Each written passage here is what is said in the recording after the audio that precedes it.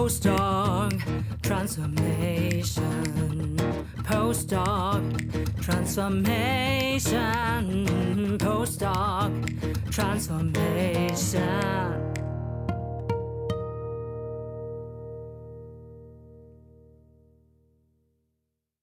Invest in your postdoc transformation. Welcome to the seasonal show for scientists leaping into business.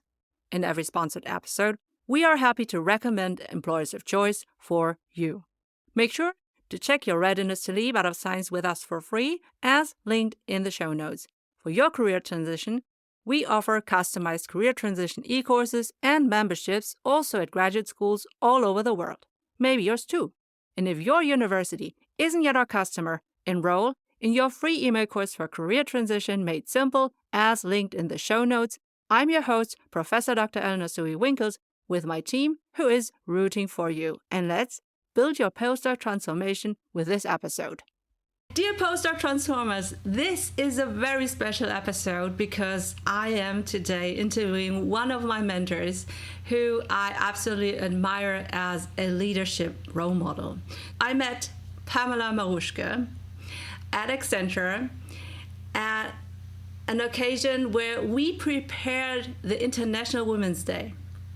She introduced herself as the granny on the block because we were all new to the company, but she came as a managing director because she had the experience at IBM as a partner.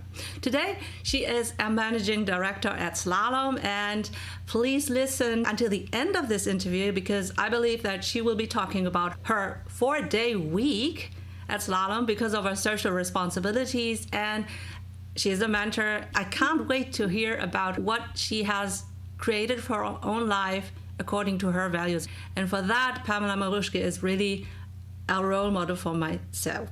When I was young, she spontaneously also mentored me when I felt down in my career. When she left the company, she reached out to me and sent me her mobile phone number. And that time when I got that message and was like, Pamela Maruschke remembers my name? And that really is so special. She embodies the type of leader that I want to be. I can't wait, Pam, to share my stage with you. Welcome to the Postdoc Transformation Show, the show for scientists leaping into business. Thanks so much, Ellie. I'm really honored to be here today, and thanks a lot for inviting me to your podcast. I'm also embarrassed about the things that you said about me because I don't think that I'm really that special. I care about people. That's the most important thing, and I want to see them grow on their career and as well on the personal side. Introducing myself, I'm Pamela Maruschke. As Ellie already said, I studied business information systems over 25 years ago already, and I always loved the mixture between business and technology and bring that all together and just as well prove that technology is also something for women. I traveled a lot. I've been 14 months in Russia, as well as 10 months in South Africa for short time assignments, and I really loved it. Since 2022, I'm with Slalom and I'm leading the business advisory services with a team of 23 people. And in my team, we cover all aspects of organizational change, digital transformation, customer experiences, and as well overall program management. For the ones who do not know Slalom, we are a global business and technology consultancy company. We grow organically in 45 offices in 8 countries. And we are in the German market since October 2022. And the overall global revenue is 3 billion. We have thousands of customers and they really love to work with us because we always bring our heart and soul on the projects. So talking about your industry, you are in high tech and telecommunication, and you've seen a lot of the world. And from your experience, can you let us, the scientists leaping into business, know how your industry has been impacted by recent global events? Whenever I talk about the industry, like consulting in the technology industry, for the global events that we've seen recently, there has been a lot of challenges. And then on the other side, a lot of opportunities. We needed to adapt new ways of working. as well with our clients. That means we needed to find a way, how do we do the workshops in a different way, because we were not on site anymore. We were not allowed to travel. As you said, you met me. There is no meeting. That means you need to ensure that you build a relationship with people remotely via video. And it's not that easy. At least for me, it was I'm a very in-person person. Like, I want to see people. I want to kind of still do the hugging and the handshaking and things like that. For me, it was really kind of weird to build relationships with your clients in a virtual way. Then with the global events, the crisis management was just something new, and doing more a resilient consulting. That means you needed to work with your clients because they were seeking guidance on how to navigate through these challenges and how to just like change their priorities as well and adapt their strategies and build as well resilience for whatever comes as well in the future. I think that's what we've seen. And for us as consultants, it was a challenge on one side, but then on the other side, as clients needed help, it was for us as well a super opportunity to position ourselves and support them on their next steps, and bringing in as well our expertise, supporting them on their digital transformations, bringing in more technology, understand that their people need as well support on how to handle the situation from the home office, because as a consultant we got used to work remote as well, be at the home office every once in a while. For some of the other clients, they've never worked in home offices, and that means being at home and in challenge to say, okay, do I need to do the laundry now, or can I do the meeting? Is it allowed? What's allowed in the home office or not? How do I get myself organized in a remote way? That was just a huge challenge. And for us, it was just an opportunity to train and conduct trainings as well, and how to be successful still remotely. And it worked out. And I can absolutely attest to that. The years at Accenture had really changed my way of working, in the sense that I learned how to organize myself working from home, and then the leap into lecturing from home with 2 kids at home, doing all the things that you have to do when you have a kid with diapers and the other one 5-year-old and wanting to prepare for a primary school. That really was a challenge for me, and I was so glad that I had this Accenture experience, because as someone who is loving using technology for work, that was really a good time. And I think that we had to step up. And once you have determined your readiness to leap and want to transition into business or industries, then you can enroll in your free email course with 10 actionable, bingeable email lessons until you start your job in business. You'll get 10 emails like this. Number 1, how to leap out of science. Number 2, how to build your sustainable LinkedIn profile. Number 3, how to read social media and network. Number 4, how to research your favorite jobs and employers.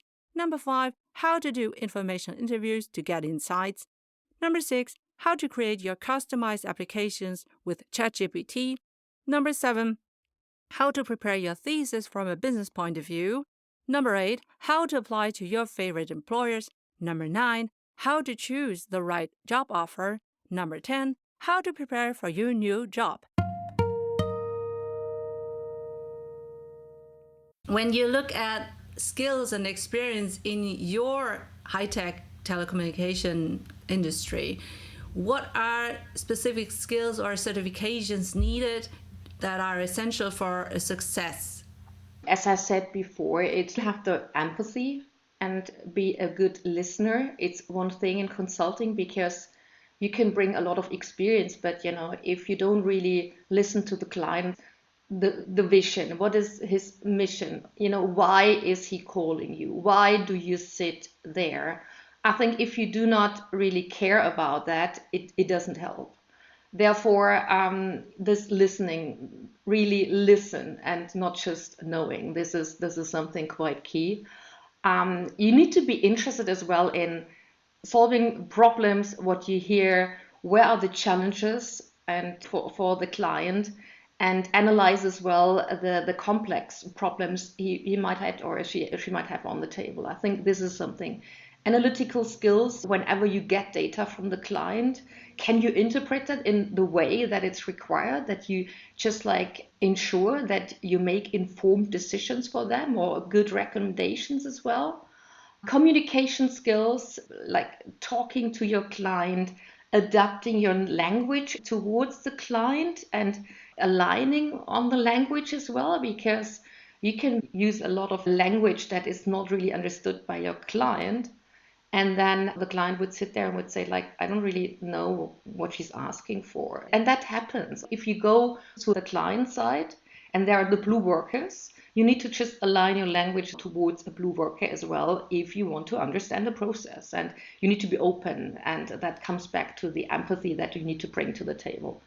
You need to have the leadership skills. You need to work in teams. If you're a leader, you need to be interested in your people. You need to understand where are their values, strengths, and weaknesses. And you need to as well see, how do you train them and prepare them for the future, whatever the future will bring you. Be open as well. If they want to leave, let them leave and just like conquer the world. It's something, you can't just keep your people always for yourself. With your clients, with your colleagues, with people as well, and experts on the market, being capable to do that, that's also one of the things. There are probably 10, 12 that you should have as a consultant, but these are the things that I see most. And be open as well, be open for something new. It's not our daily work always changes because there is a new request from the client popping in. You just need to run, you need to care about it, you need to solve it.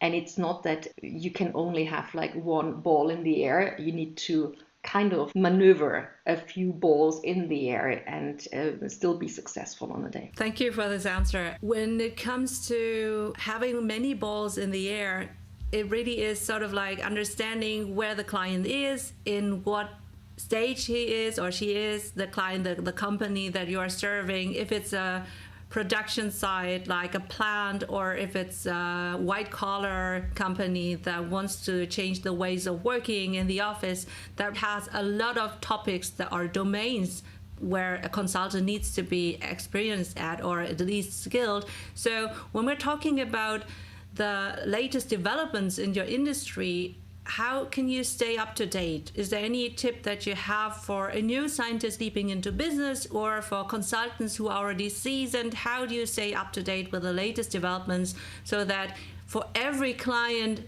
request, you feel equipped to deliver the right guidance? Yeah. I think, embrace a mindset of long life learning. I think this continuous learning is key. You can learn out of different ways. You can be at conference as well, doing workshops, webinars, just like use online e-learning trainings, talk to your experts, find the people who you admire, where you think that, they're really experts, building the network there as well with them, and like just learn from them, because learning is not just something that you do in the back.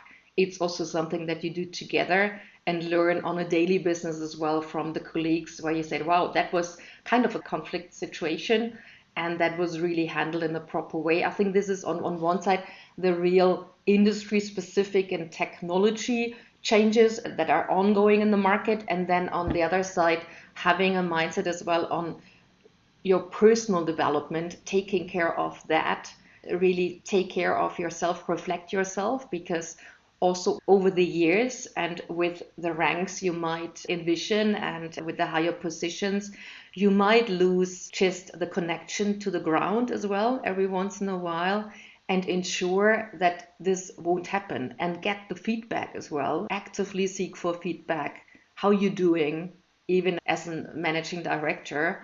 This is something that is quite key, and I'm happy that I just got some feedback, which was for me something where I need to work on. And it's great to hear that. Of course, nobody is probably perfect in getting the feedback where you say like, it's weird because I thought that I'm doing that quite well and I'm reachable. And sometimes you're in a daily business and you don't have time for your talents, for all the talents. in an equal way. And therefore, that's where you need to focus on. And this is one thing. And stay really informed about new technologies. For instance, we all talk about ChatGPT and all the AI activities. It's just, this is a huge topic, and it won't be just a cold that will be gone in 2 years. It will stay with us. From episode 1 and counting, I have proudly hosted all our Postdoc Transformation Show episodes on Podbean. As a former IT strategy consultant, I have high requirements on my tech stack, and Podbean is my perfect fit for a podcast host. If you want to create your own individual podcast or one for, internal upskilling and communications within a company, DM or email me Podbean so I can share my experience and consult you.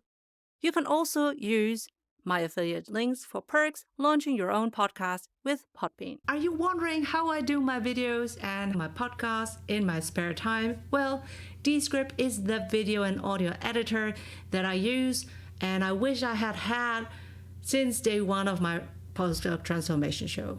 Descript's AI-powered features make it really easy for me to create branded, long-form and short-form content for my TikTok, Instagram, Pinterest, X, Threads, YouTube, LinkedIn game, and whatever it is. Since my first remote interview with international guests from all over the place, I fell in love with their newly acquired Squadcast feature. So all English interviews are transcribed with high accuracy despite the different accents of my guests, mine including. And best of all, I am editing words and not sound waves. They are constantly building new AI-powered features which have helped me to efficiently and effectively promote my business, Postdoc Transformation, and that's so invaluable as a working mom and active professor. So check it out with my affiliate link in the show notes for launching your own podcast, video show, or even B2B for your internal communication. You talked about lessons that you have learned from feedback, working with people who see you from a different perspective. I can assure you that I'm one of those who were at the ground, sort of like the young talents, and whatever you have experienced there is probably just one voice. Like I said in the introduction, that handout to understand the personal development and the personal values and etc. I haven't seen this from another leader. I have seen many leaders, many managing directors, many partners who did not do it. Who probably just did 1 or 10% maybe. So that's one voice, and I'm sure there will be other voices as well. You cannot, like I said, nobody is perfect. And it always is a question sort of like of also the personal bandwidth at the moment. And I think that we'll be also talking about the 4-day week where you have sort of like prioritized maybe something in your own personal life that maybe also has an impact on how you are working with other people. But when I see that from hindsight, I can say that relationships with people at work evolve over time. And there are some time windows where I don't need someone. And then there are time windows where I need someone. When I did reach out to you, you always had time. So that's my feedback for you live in the show. Well, right. I'm really embarrassed about what you say about me. And the thing is, I love that we are still in contact over more than 12 years now. And I think it's just amazing that we still, and that comes back to the thing, key is keeping the network, keeping the relationship, know who is doing what. And even if you're not in the same company anymore, just like find your candidates and the kind of mates, where you feel related to, and that will help you as well in the future. And it's just, I think it's like both ways. What you've done is just amazing. Your success now with the Postdoc Transformation Show, it's just amazing, and I'm proud to know you as well. Okay, so this interview is not about me, but instead I'll loop back to what you just said about ChatGPT. And now that I have someone with an IT background, what is your take on ethical considerations AI? All the AI discussions, it's just huge in the market. There is not even one day where I'm not talking on the one or other side about an AI or using it as well. There are a lot of clients outside who want to understand what is the impact on their organization. We have lots of discussions with workers' councils. We have discussions with people who say, like, is it really something that will stay there, or is it something which is kind of just the cold? It will impact our daily work life and private life. I do understand that people are scared about what will happen in the future, but I do see that there is a big chance as well where we all can work more effective in the future. We can use the technology in a way that it's really good for us. Yeah. Of course, there are considerations. What are the data that are used? How do you set up the data in a proper way? That's also a big topic where we are consulting our clients on. The technology is one thing, but having the right data available and interpreting the data in a proper way and providing the data to the ones that should have this information. I think this is just a topic that it's just huge. Yeah. And I understand the concerns, but I love as well, the positive sides and being more effective and, seeing that the world will change. And I'm really looking forward in which direction, because everybody has some ideas. We all have some use cases in our heads, probably. Thank you, Pam. And I absolutely agree. I cannot think about doing my podcast without AI. The solo episodes I've recorded myself and the content is all mine, but it takes a long time to prepare all the solo episodes. But the moment when I saw that content is quite cheap, then I can ask ChatGPT, but I don't want to ask just a conglomeration of all people's knowledge within the internet. But instead, I want to understand how real people have done in industries or real voices. And I think that that kind of information, that kind of sharing of the experience, etc., will rise in the future. And using AI to sort of like transcribe and create social media clips and whatever, then of course will help me to sort of like get back the time that I have invested in finding the right people like you to interview, but also to work on the assets that we create for the Postdoc Transformation show. So I think that from a production process, streamlining effort, I cannot think without AI anymore, because that really is a huge difference, and that really helps me to be more productive at the end of the day. And now it's time to thank company ABC, who sponsors this episode of the Postdoc Transformation Show. I would now be reading the company's answers to one of 6 bold questions so that you can choose to apply. For example, number 1, describe your most valuable experts versus leaders in your company. Have they typically earned a doctor title? Number 2, for which of your company roles or units do you encourage somebody with a doctor title to apply?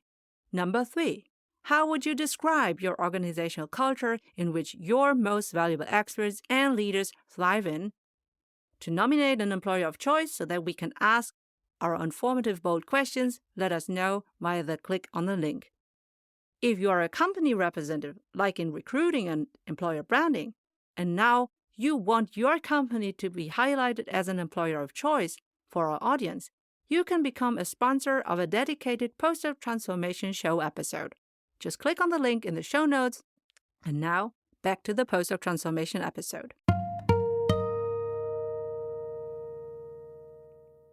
But now, when we're talking about your industry, the consulting industry, but also the high-tech and telecommunication, are there any misconceptions that you see job applicants have? I think if you're working in a consultancy, and if you're a consultant, there is like, on one side, the positive thing is like consultants know everything. Yeah. Which is like, yes, I think in general, we do have a huge pool of information, and there are quite experienced people who also know a lot. Yeah, but we don't really have all the answers. But the thing is that we have the connection to experts. We have a network within the company. We do have enough information just to support in different ways. I think some of the misconceptions is as well, they are just like working in a theory. They don't have any actual practical experiences. And that's quite interesting if you see that, when you are, and I come back to the example of being in a plant and in a production site, and if you're there and you talk to a blue worker, they're quite scared because whenever a consultancy is at the production site, they think they cause job losses. Whenever they are there, everything will be automated. And then, they're losing their job and they don't really understand what we're doing. And it's interesting because some of us already worked in the production sites. They worked shifts, they do have some experience as well and can align to the language. And that's why, then, they don't really understand that. As soon as you align to their language, as soon as you know that, I've done that job already a few times, it's interesting to see how it changes, and then the conception of consultants is a bit different. But it's not of course, it's not there for everybody and not for all the consultants. But it's just this kind of fear of job loss. Then consultants are only focusing on their financial goals and financial outcomes. They're just reducing the budget whenever they are there. These are some of the topics that are there, and consultants only for big clients. They're only there for big companies, for big enterprise clients, but not really for the mid-market. And if I look into the German market, the mid-market is quite big, and we call it as well the gold mid-market.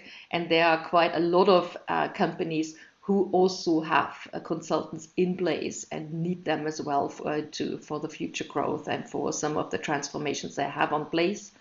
I think another misconception probably is consultants are only required if there is a crisis, and it's not the case. It's just something where I would say no. Consultants always help you already in developing the next generation of technology initiatives that you need to have, of supporting you on your vision and your strategy, how to deal with the clients in the future, how to position yourself whenever you go and move towards the cloud, what is required there, how do you need to set up your company in a different way. There are lots of pros. Thank you, Pam, for this vast array of misconception, but also advantages of being in consulting. And I just want to pick out one of the things, because that is really important also for my own bachelor and master students, because I'm a professor for industrial and occupational psychology. I'm also teaching, business psychology. And in that topic, I'm talking about analysis of work and also reorganizing your work. And I always tell my students, you have to analyze your work not when is there a crisis, but instead you have to also reassess your opportunities when it's going well, because then you have the budget, then you have the energy, then you still have options. When you are standing with the back to the wall, then you just have one way forward. But instead, if you're looking at it from a different perspective of everything goes well, is there anything that we can change? Are there any other opportunities that we can now figure out so that we have a pipeline to prepare? Then you don't need to work out a solution panically. And then you don't also have to fear that it's not working out.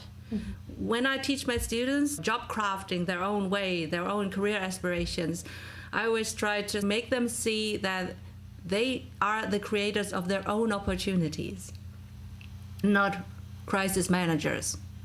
So now I want to look at your own career aspirations, because I've been talking about career aspirations of my audience. Do you want to share them? I just joined in 2022 at Slalom, and therefore for me it's just key to further position Slalom in the German-speaking countries, and then as well grow with the accounts and with my global team and the global peers together, grow the business for Slalom in general.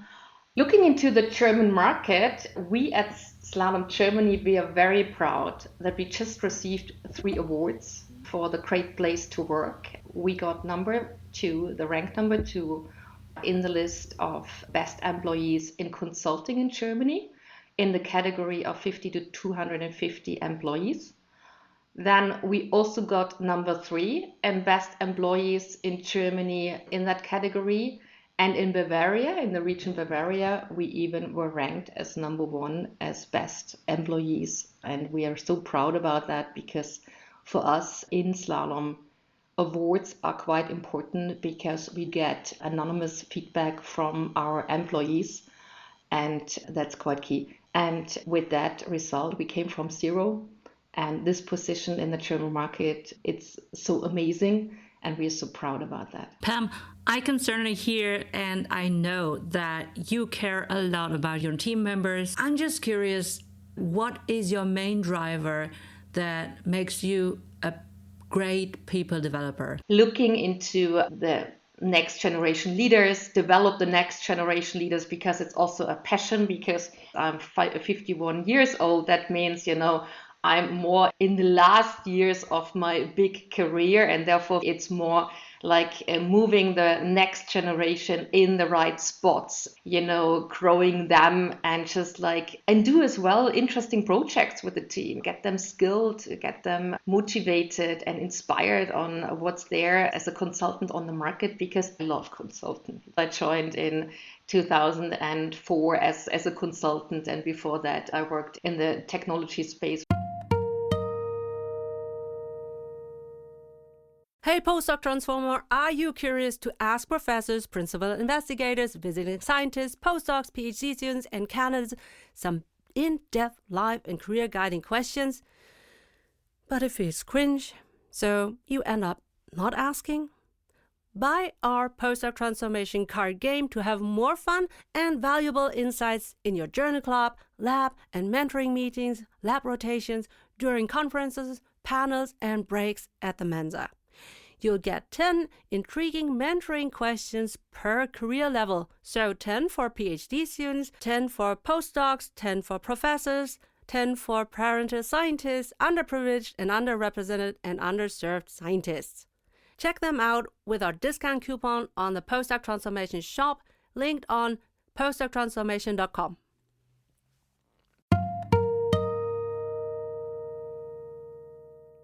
Consulting, it's just amazing, and I probably will stay there.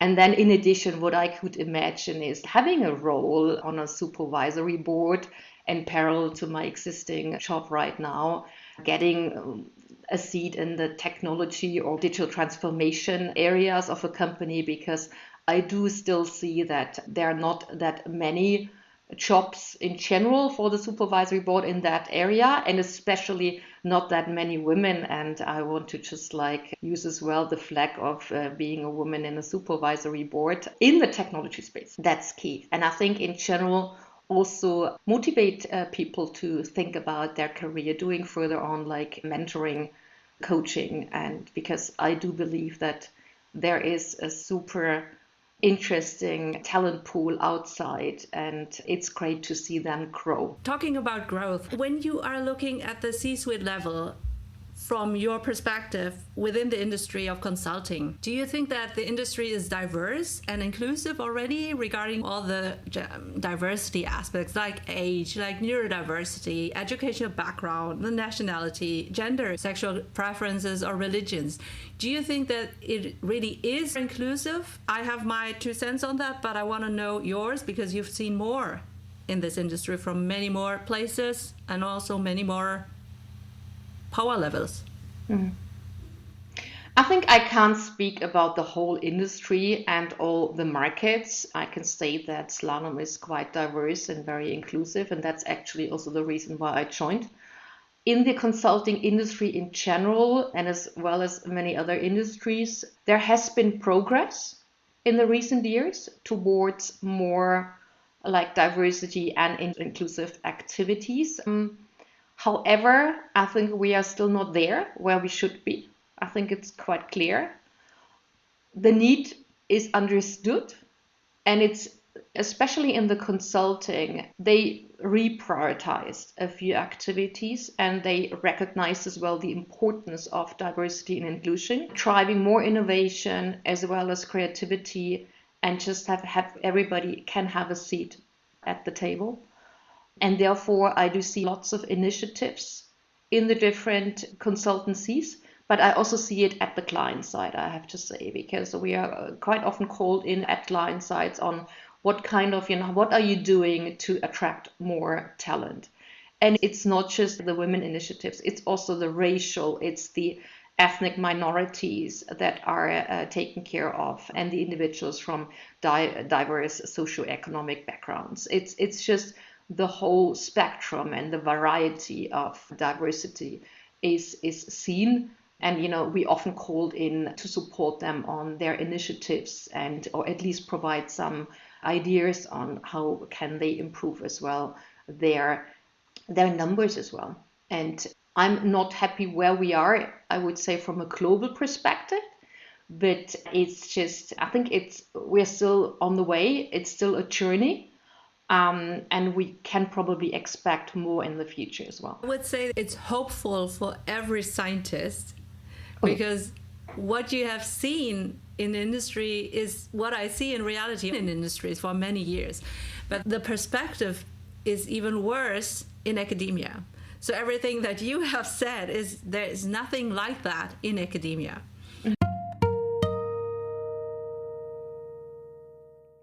Remember, you are a postdoc transformer. You are highly intelligent, well-educated, a bachelor, master, and maybe you have already your doctor under your belt, or you are a postdoc.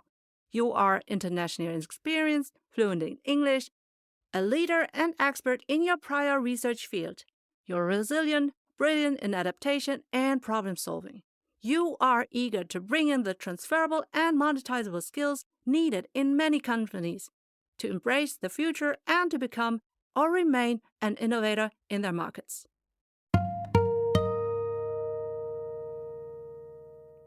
So when we're talking about scientists who want to leap into industries or business, do you think that consulting is a great place to start the industry journey, or is it less receptive of career transitions? What I can only say is that the consultancies are open for career transitioners. If you bring in your skill set, if you're open to learn from different industries, if you're open to learn more methodologies on how to align on a project, how to set up a new customer journey, for instance, how to understand and interpret data, how you apply technology. There are so many things, and I think as an academic person, you always proved already that you can go through material that is probably not always the best strength of yourself and always fun. And sometimes you just learn to get yourself through quite complex documents and projects as well. And therefore, whenever you apply to a consultancy, understand within your network how the company ticks, if that fits to you as well personally, because I think the theory is always clear, but the problem is, does it really fit into your way of working? Does it fit to you? And looking into some of the scientists, most of you are very proud of your doctor's title, and it could be that your title is not really the biggest thing. It's your personal interaction, it's your personality, it's your way how to deal with the people and how to deal with complex situations. And therefore, forget about the title. Find something for you that really gives you the chance to grow. These last 2 minutes are really important. If you haven't listened to it, come back to this, rewind it, because really that is important about having the doctor title in industries, facing clients. It's not about the title, it's about the impact that you can make.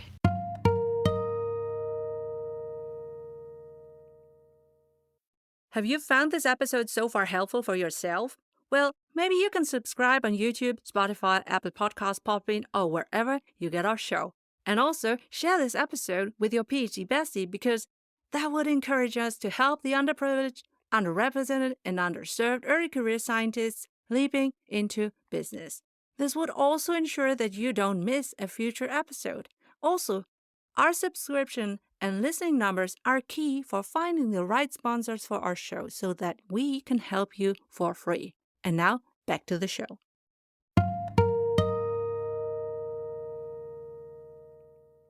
Just one addition. In the consultancy, you can imagine that it's a kind of playground.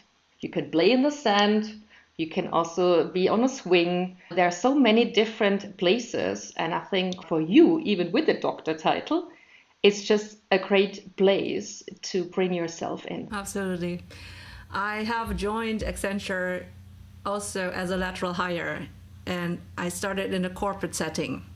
I love my work there. I absolutely am grateful for the opportunities that I had, but it was a role that was fixed.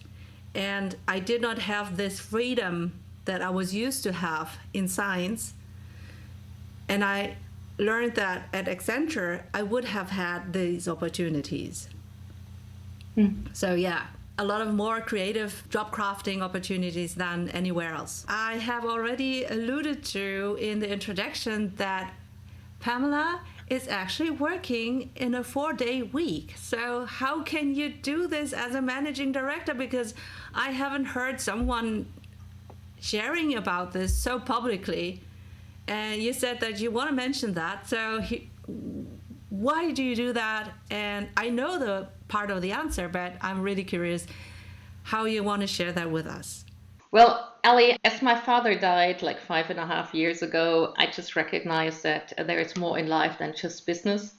And therefore, I implemented for myself the Free Friday, where I said, okay, I want to take care of the loved ones.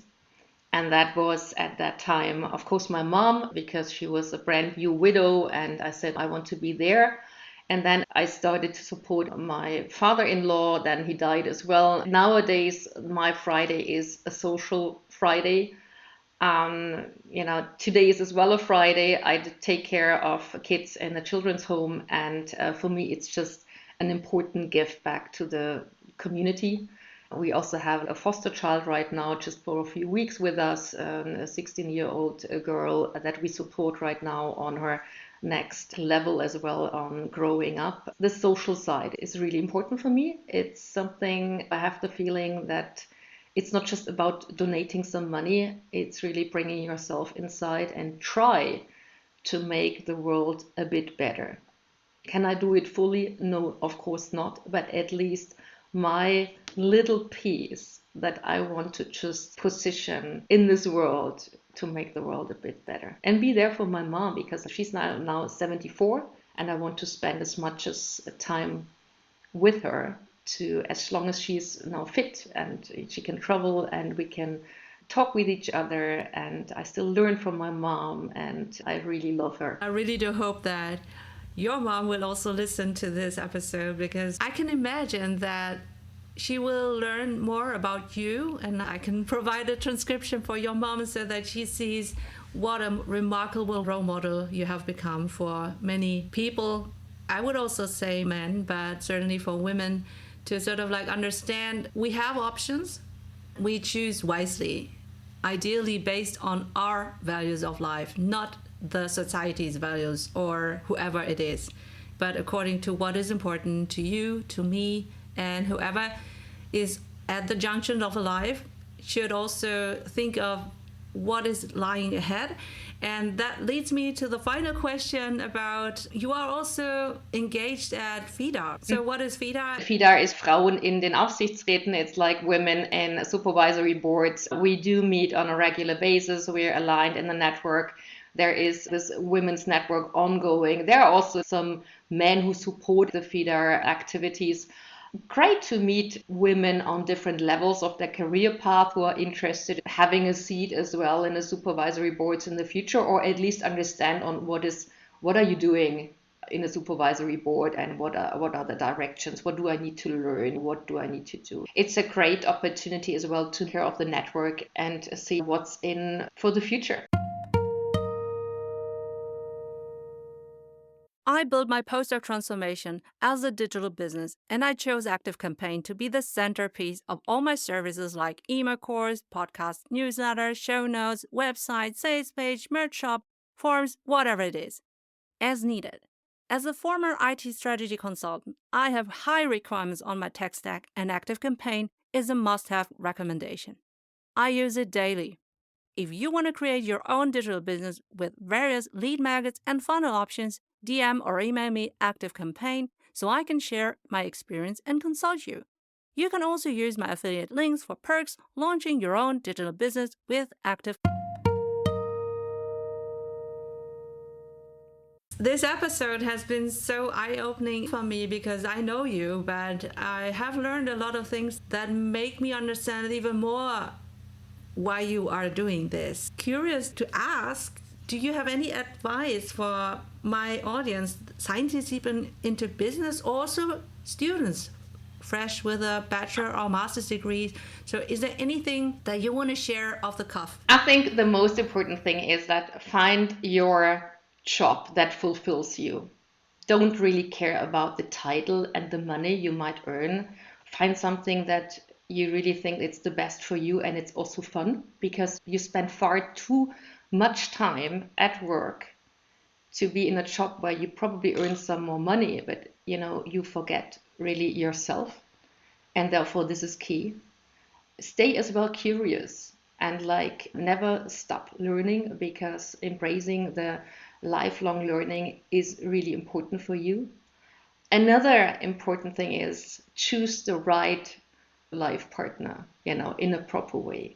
What do I mean with that? You need to have somebody who supports your business decisions and your professional decisions, and as well be an equal partner at home. And especially to the women outside there, I still recognize that they have kind of men or partners with them who would support the career. Yeah, she can do that. But on the other side, what I see, they don't really support you on your household, like in all the activities that you need to do at home with your kids, and therefore choose the right one and prioritize your work-life balance, because you should know how to charge your batteries. And it could be yoga, it could be cooking, whatever. It's just find your personal way of charging your batteries. And I'm always scared as a coach when I hear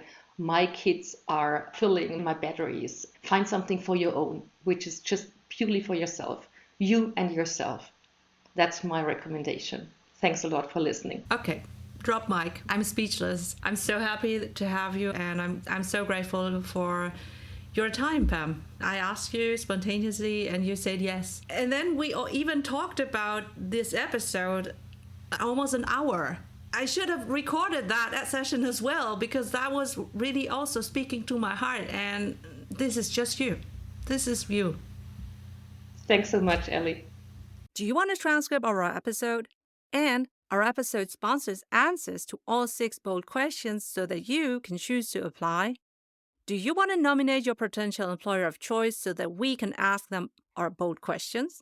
For all of that, click on our links in our show notes and on our website, www.postdoctransformation.com.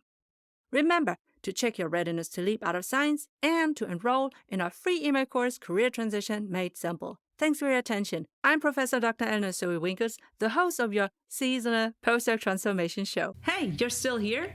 And you are a future HR or talent management leader? Well, I want to talk to you about a powerful tool that can transform the way organizations communicate internally. How about creating a podcast like this one? In today's fast-paced business world, effective communication is the cornerstone of success. So how can you engage your employees, convey your company's culture, and share knowledge in a dynamic, authentic, and accessible way? Well, to me, the answer lies in podcasting, obviously.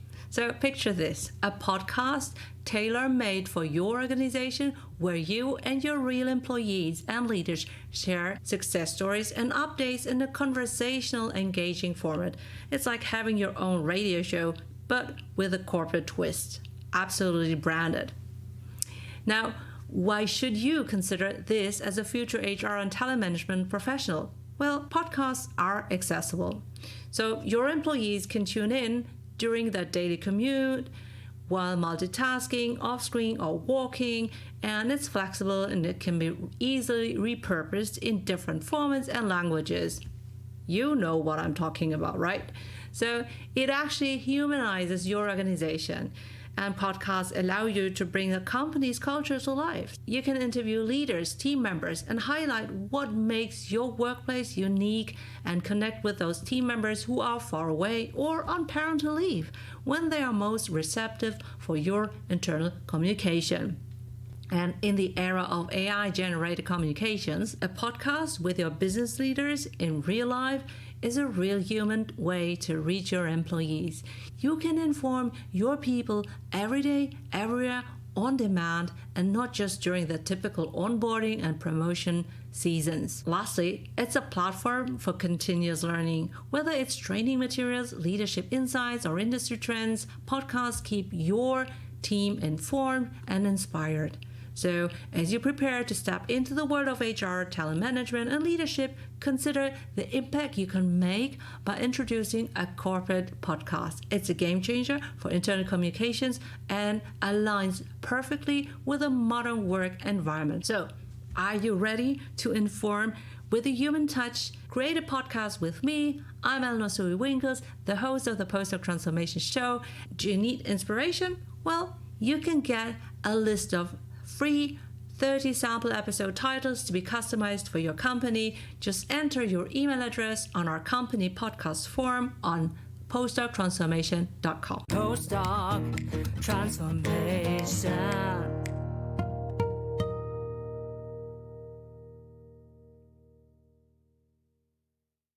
Ich spreche auch Deutsch und Pam war für mich eine ganz besondere Person, und diesen Dank möchte ich auch einer anderen besonderen Person erzählen, und zwar Helga. Helga ist die Mama von Pamela Maruschke, und sie hat gesagt, sie würde sich gerne diesen Podcast auch mal anhören, und damit wir es dann auch in einer Art machen, die vielleicht für sie auch ein bisschen greifbarer ist, weil es sprachlich einfach, ich kann leider nicht Schwäbisch, aber zumindest kann ich ein bisschen Deutsch sprechen, sodass ich wirklich sagen kann, deine Tochter ist eine ganz besondere Person und ich habe es genossen, mit ihr zusammenzuarbeiten. Sie hat wirklich auf mich persönlich einen großen Einfluss gehabt, weil ich als jemand, die aus der Wissenschaft geprägt, dann im Corporate Setting, also in einem Unternehmen, dann Erfahrung gesammelt habe, aber dann ganz neu bei Accenture.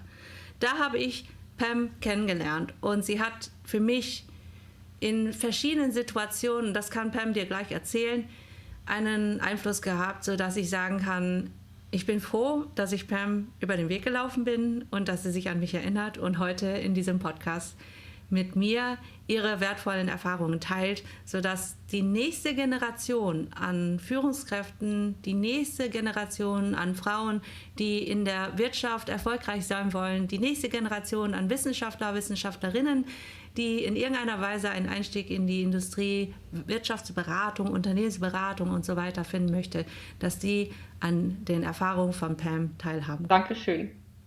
Ja? Ja, ich denke, Mami wird sich freuen.